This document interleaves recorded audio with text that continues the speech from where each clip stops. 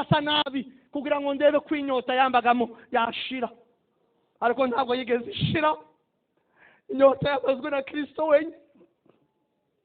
Haleluya. Kwakira Kristo gusa nabonye ikintu kimara inyota n'irari. Nuko mbona bafite umunezero udasanzwe kandi mbona ari authentique utari pirate. Birantangaza, birancanga ubwenge, mbibazaho nk'umuntu wize, ndibaza uriya munezero uva he? Cya gitekerezo cya cyiyumviro cyo gusohoka nicyo ngiye kugaruka. Icya kabiri, nasanze buzuye umwuka wera, ubakoresha n'impano z'umwuka. Hanyuma hari abapasiteri babiri b'abamisiyoneri b'abaswedwa bo muri Swede, buzuye ingabire z'umwuka wera, impano z'Imana. Barusengera abarwayi bagakira, bahanura, barondora. Jewe munyumve neza, nari narakoreye Imana itavuga imyaka 5. Nari narasenze, narakoreye Imana idahishura ibishwe, Imana itagira amaso, Imana itagira akanwa, itavuga. Noneho mbona abantu bavuga ko ari Imana ibavugishije. Birantangaza, mbibazaho, ndabonye bariya n'ibiki bikora. Umutima urambira ngo bariya n'abateka mutwe. Nari naramenya ukuri. Ijambo ry'Imana avuga ngo nimwamenye ukuri kuzaba batura.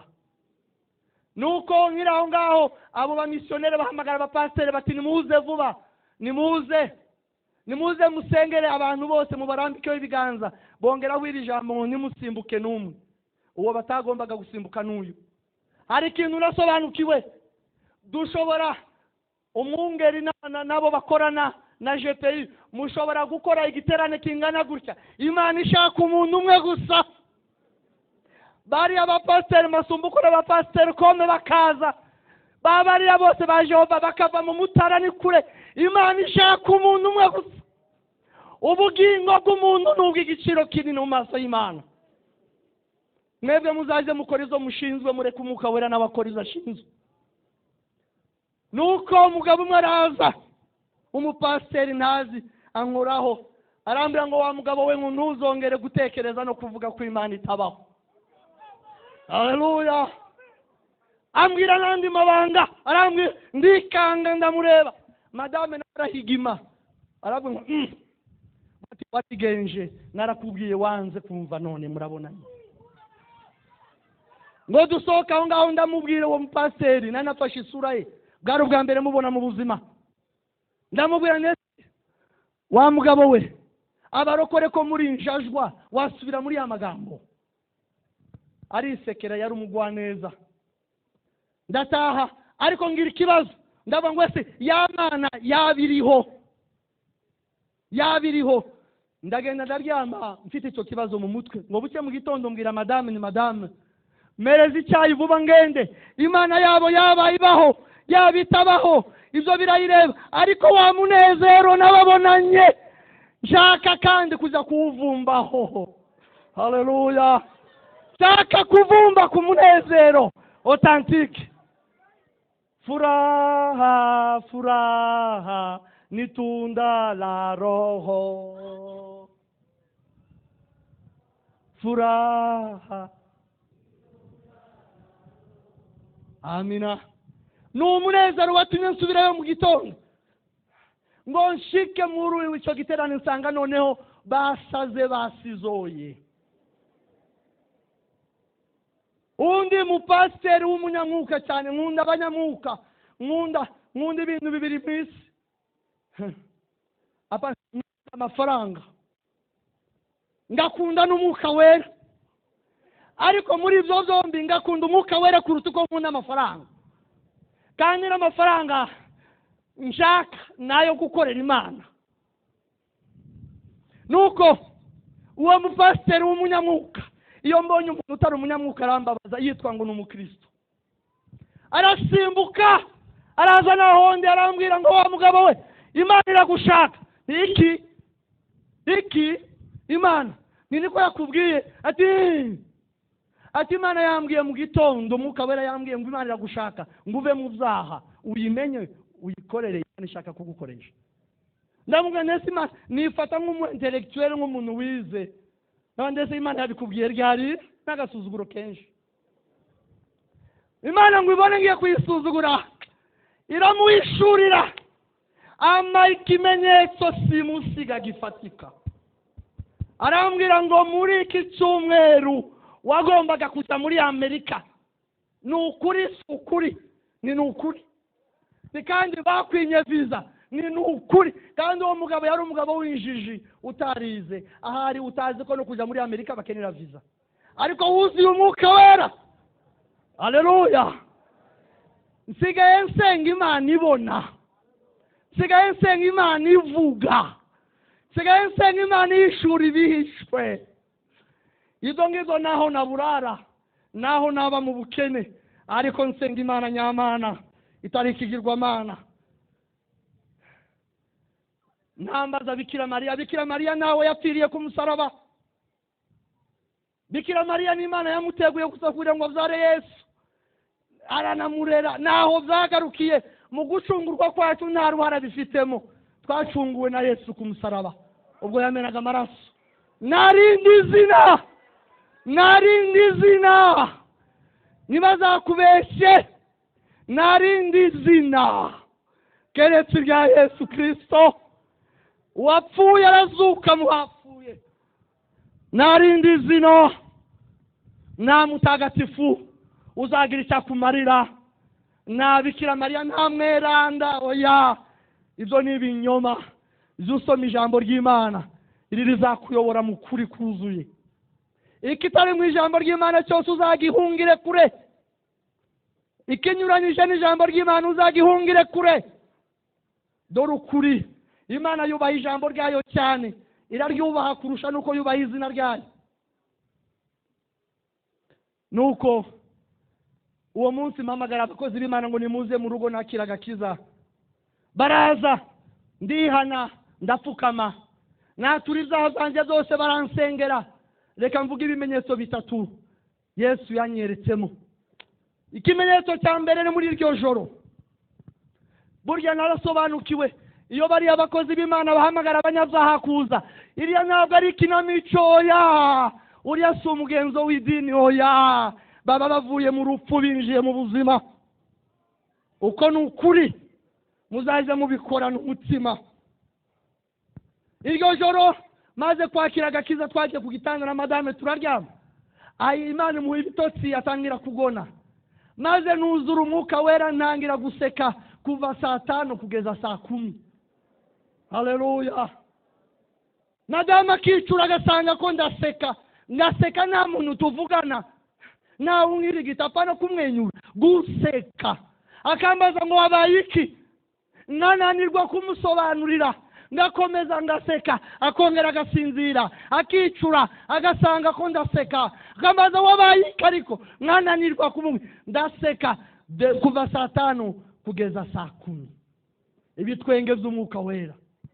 Imana ishaka kunyereka ko wa munezero nakurikiraga barokore ishobora kuwukura mu giterane ikamushiramo.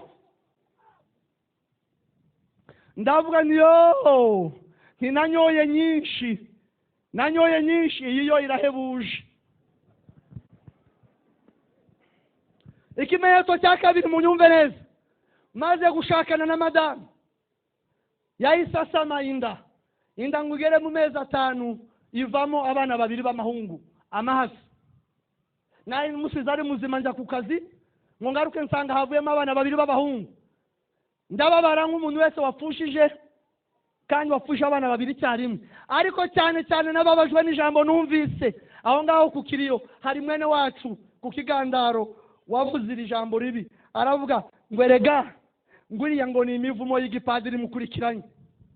Iryo jambo riranyica. Ariko madame yahise asama, kandi inda ngo igere mu mezi 3 agenda kureba umuganga w'abagore, umuginekologe witwa Dr. Claude, yakoraga kuri CHK i Kigali. Uwo muganga ngo amusuzume, asanga umura, muvuga ngo igitereko mu Kirundi, asanga igitereko cyarafungutse, umura warasamye, warafungutse. Uwo mudoktora aramubwira ngo ntushobora kubyara keretse tugukoreye icyo bita cerclage du col de l'utérus. dushonye cyangwa tudoze umura wawe. Amuha randevu ngo kuwa gatanu uzaze nkudode cyangwa ngushone igitereko. Araza madamu kubimbwira n'impapuro muganga, ahurirana nuko nakijijwe, nari maze amayinga 2 nkijijwe, ngo bimbwire Mwuka Wera ahitamo amagambo ako kanya mbwira madamu gutya, namo ni madamu, nubwo nemeraga ko Imana ibaho ariko ijambo ry'Imana ryo nararyize, ndarizi cyane. Ijambo ryarambwiye ngo umuntu wese iyo ari muri Kristo aba yahindutse icyaremwe gishya, izakera biba dore byose babihindutse bishya. Ndamubwira nti nakiriye Yesu, yaje mu mutima wanjye. Niba n'ubupadiri bubamo imivumo nabubasha yabikimfiteho kuko namaze kwinjira muri Kristo. Haleluya. Iryo jambo nararwizeye. Kwizera ni ikijambo nato ngo kwizera ngo nukumenya rwose. Ngo rwose no kuvuga 100%. Apana 99%. Ni 100% udashidikanya. Ko kandi ngo niko kuduhamiriza ko ibyo tutareba ari iby'ukuri. Nuko Mwuka Wera mu ijambo rya kabiri rivuga ngo bene uwo mudayimoni nta kindi kimwirukana keretse gusenga no kurya cyane, gusenga no kugira gute, no kwisonzesha. Yewe mu gipadiri sinarizi kwisonzesha, nabyo narizi, nari uwo mupadiri mukuru, ariko narisonzesha n'umunsi n'umwe. Ahubwo icyo twakoraga ku munsi wa gatanu mutagatifu kurya inyama ku munsi yeho, ariko bakatwemerera kurya isamaki. Ndamubwira nje ntabwo ndiyiriza ubusa, none ngwino umfashe wowe mwana wa pasiteri twiriza ubusa. Nshaka ngo ndebe imbaraga z'Imana nemeye. Nshaka ngo niyagira icyuma cyane nagukora, niyagire urudodo inyuma ya muganga izagukora, maze menye ko Imana ishobora. Nuko ndisonzesha nawe tubanza kwiyeza tubanza kwitunganya, kuko isengero ry'umunyabyaha riranuka. Turiyeza ngo tumare turasengana nawe tugeze saa 12, hanyuma turarya ubugari ndagara ndundi. Ariko gatatu ngo abe ku gatanu ndaje kwa muganga kwa docteur wadonsumrebe aruba ati madame simvore dusubireho, asubiramo ati masi wowe alira sana gombaga gushona igitereko, none ko mbona igitereko cyawe ni cyiza cyane nta ndwara gifite. Haleluya. Ndabahamiriza Imana nabonye, ntabwo ari Imana nigishijwe n'abapasiteri oya, ni Imana nabonye. Imana ikora ibitangaza, Imana ishobora byose. Uwo mugore yari yakize, muganga aramubwira ngo non seulement ngo mvuge gute, ngo matrice yawe ntabwo irwaye, ariko ikigeretse kuri icyo nuko nsuzuma abagore benshi hano ufite matrice nzi igitereko cyiza cyane mu bagore bakeya bafite ibitereko byiza. None se igitereko cyari kivuye mu ijuru cyari kubura gute kuruta ibindi bitereko? Igitereko kivuye mu Rwanda n'igitereko kivuye mu ijuru urabona byasa, cyari kivuye mu ijuru. Icyo gitereko kimaze kuvamo abana 5 kandi ndacyazara n'abandi. Navuganye n'Imana ko nzabyara benshi, kandi n'umupantekote utari uwizina nzabyara kugeza ku wanyuma Imana yangeneye. Nuko icyo ni kimeze cya kabiri madamu ngo abimbwire, nangwa Imana najyaga numva bayivuga none ndayiboneye. Icyatatu nihuta ni cya kindi cy'amafaranga. Imana yarangiye ngo Joseph uzankorera imbwira byinshi nzakorera navugira hano. Muri ibyo byinshi yambwiye ivuga n'ubutumwa, yambwiye ngo uzahera Rwanda uzazunguruna Afurika kandi uzamusaza uzabona buzukuru bawe. Kandi nzaguha ubutunzi bwinshi, ubutunzi bufatika. Imbwira urwo rwo hejuru ikimenyetso ngiye kuguha ubutunzi buva ngo numara gushikira ubwo buba hanze uzanye nawe maze umkorere.